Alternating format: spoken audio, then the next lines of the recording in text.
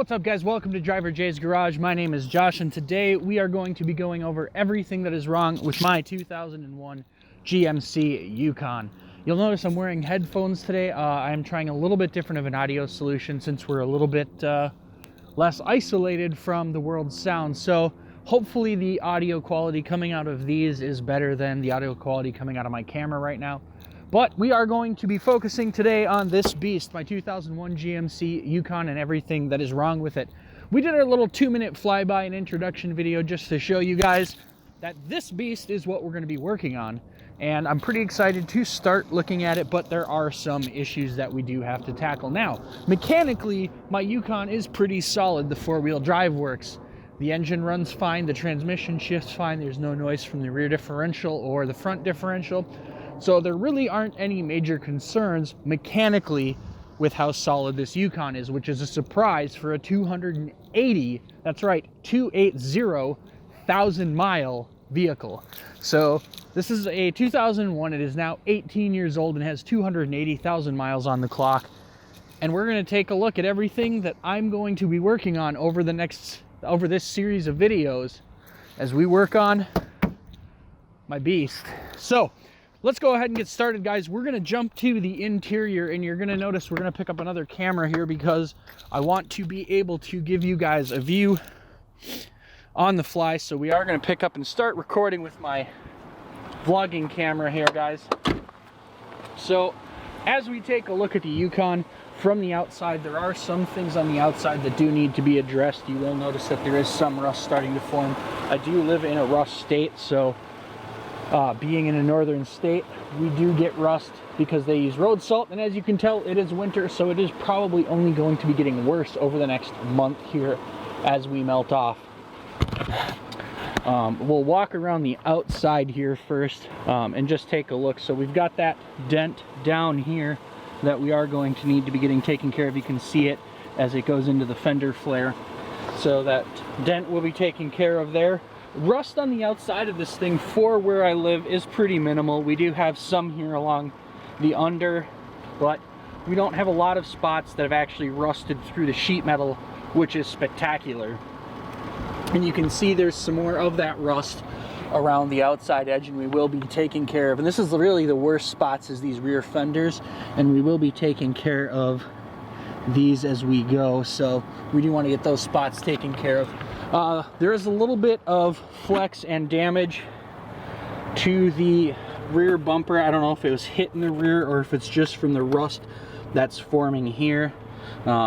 This rust right here is probably maybe a bump damage because there's some scrapes and stuff, so I'm wondering if it was backed into a trailer. You can see here that it is not quite level, and we've got a little bit of rust right there along the barn doors. Yes, I do have barn doors on this truck, which is kind of an interesting thing, but we'll get to more of those barn doors as we go through here. And again, we've got a little bit more rust here at the rear of the truck right near the exhaust. You can see it is getting kind of bad there, and we will have to get that taken care of. And apparently somebody thought they needed to sheet metal screw something together, so we're probably going to be cutting this panel off and really working right in this area. So the likelihood that we won't that this will be kept after a while is very slim. So the likelihood is that we will be trimming right here and replacing this panel down, depending how serious the rust is. The wheels on this truck are in pretty good condition. They do need a little bit of cleanup, especially this one. There is looks like some brake dust buildup inside the wheel, so we do have to get that taken care of. We should get lug nuts, and on this wheel we are missing a center cap.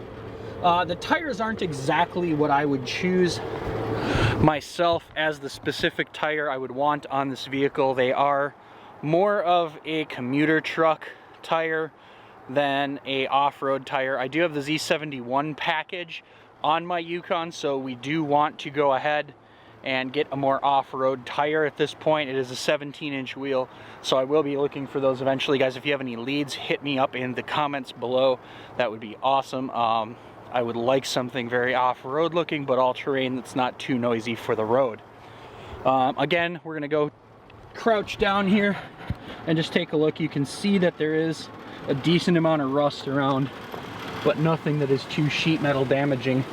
As we pan around the front is pretty good, with the exception of one problem, and it actually seems to be a common problem on these trucks, is the headlight bracket.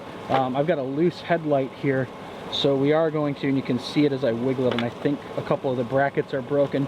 So we're going to be ordering some new headlights. I'm thinking Denali style headlights, because they look really good on this truck. Mine is not a Denali, but I do really like the Denali style headlights, so I think we're going to be going into those.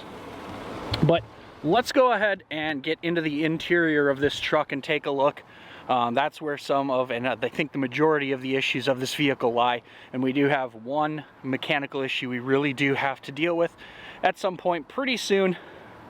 But let's go ahead and step inside and take a look at the interior here. Quality of these interiors was not super great, I don't think, because it seems like most of these GMC and Chevy SUVs have this issue with the seats turning to utter shit. So you can actually see it's gotten down on my specific seat to where it's actually foam damage. So we're probably going to be replacing the butt on this, or the seat pad for the butt, because it's really soft on the sides. We want that to be firmed up a little bit. We want that to feel more like new.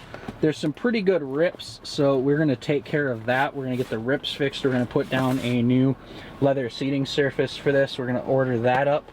We are probably going to do the same here, because you can see I don't think we've got any foam damage, so we're good there. I'm going to probably put some tape over that since I am currently driving the truck, but you can see that, so we're to avoid the foam damage. But you can see the leather is really in poor condition, so we're going to be ordering both of the outer seat covers for this, and we're not going to order cheap covers. We're actually going to order leather replacements. I'm just going to do this on the driver's side because this is absolutely the worst, and you can see too with the armrest it is pretty bad. The foam on the arm is starting to get bad here, but I'm going to fold it up so we're not using it, and we'll replace that with a, so the seat belts are dirty, but I think we can clean that out. If we can't, maybe we'll replace the seat belts. I do know at least one of them, the tension does not seem to be super great on, so we'll be doing that.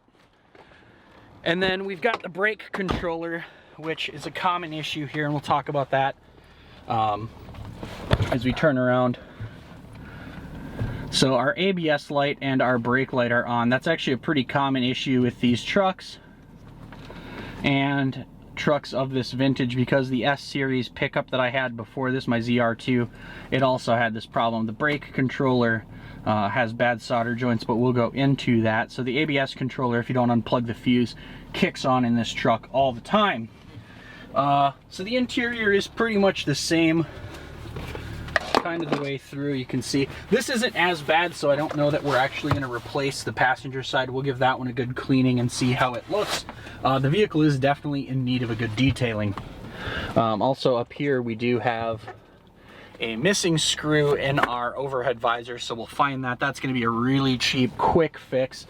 It's not missing here. Our sunroof works, which is great, but you can also see here as we look into the back of the truck, the interior quality is dirty. There's lots of problems, and actually one of the issues here I'll point out is right there, and it's the seatbelt outer housing. So the seatbelt works, but the outer housing is broken and gone, so we're going to find a new one of those. And also I think the seatbelt sensor in my seat is broken, because that light does kick on fairly frequently, so we're going to take a look at that. Alright, and also when I got my Yukon, I did not get key fobs with it, so I did buy some key fobs on Amazon. I will link to those down below if you do want to get yourself a set of them, and I've got a upcoming video about about programming those, so you guys can find that in the next couple of weeks on Tech Tuesday, where we're going to be doing 2-minute tech. So that and programming the GMC HomeLink controller are coming, guys. So also up in the cabin, you'll notice there's no noise coming from my HVAC. It is not because I have it off, it's because of the fan. So we actually have a bad resistor in our fan. You can see we're set to position 4, but the reality is we get on or off on our fan.